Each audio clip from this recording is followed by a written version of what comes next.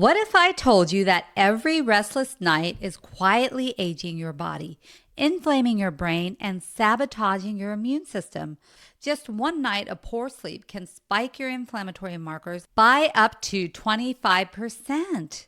And that's just one night. Imagine months, years of disrupted sleep and what it's doing to your heart, brain, and gut. Here's the part that shocks people. Your phone is part of the problem that's fueling this inflammation from poor sleep. It is actively fueling disease. Looking at blue light less than 1 hour before bed can affect your circadian rhythm. Blue light can suppress melatonin by up to 50%, and melatonin is your hormone that helps you sleep at night. But melatonin is also anti-inflammatory, so if you're suppressing your melatonin, you're not getting the benefits of melatonin's anti-inflammatory effects. Now, here's the other thing. Melatonin and cortisol have an inverse relationship. Melatonin tries to help you relax and sleep for the night, whereas cortisol is your fight or flight, get ready and wake up to face the world hormone. And they have an inverse relationship. So if melatonin is low, then cortisol is going to be high. So if you're looking at blue light less than 1 hour before bed and you're suppressing your melatonin, your cortisol is going to go up. Because normally cortisol tapers off as the day goes on and as you get ready for bed. If you're chronically increasing your cortisol at night, you're going to get chronic inflammation.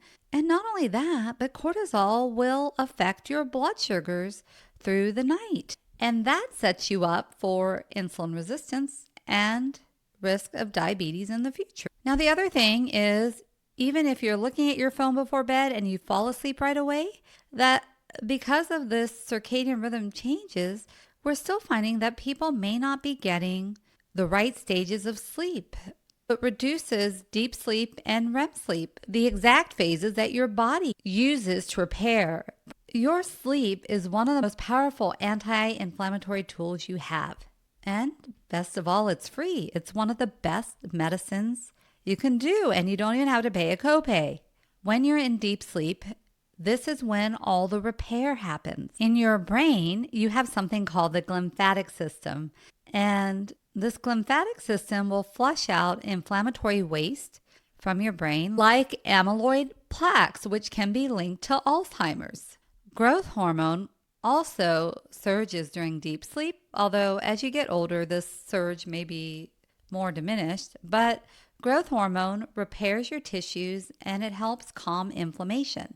Your immune system shifts from attack mode to repair mode. So this is why sleep is not optional. It's your body's nightly detox and healing ritual. In fact, Harvard research shows that avoiding screens for just 1 hour before bed can boost melatonin by 58% and reduce inflammatory markers in just 7 days. Your circadian rhythm starts prepping for sleep 2 to 3 hours before bedtime.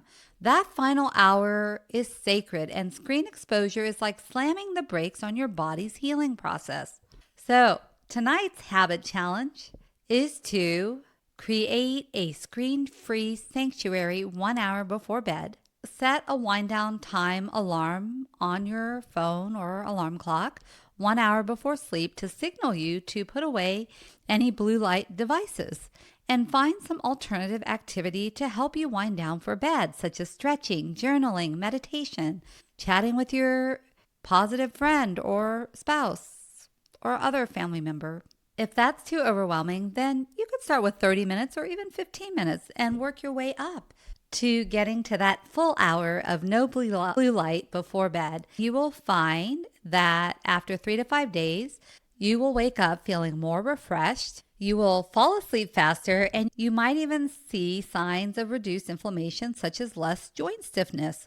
And then after 2 weeks of doing this, you'll have better digestion, improved mood, and more stable energy. Inflammation is the root cause of nearly every chronic disease, from autoimmune conditions to heart disease to dementia, and much more. This one habit could be the most powerful intervention you make this year.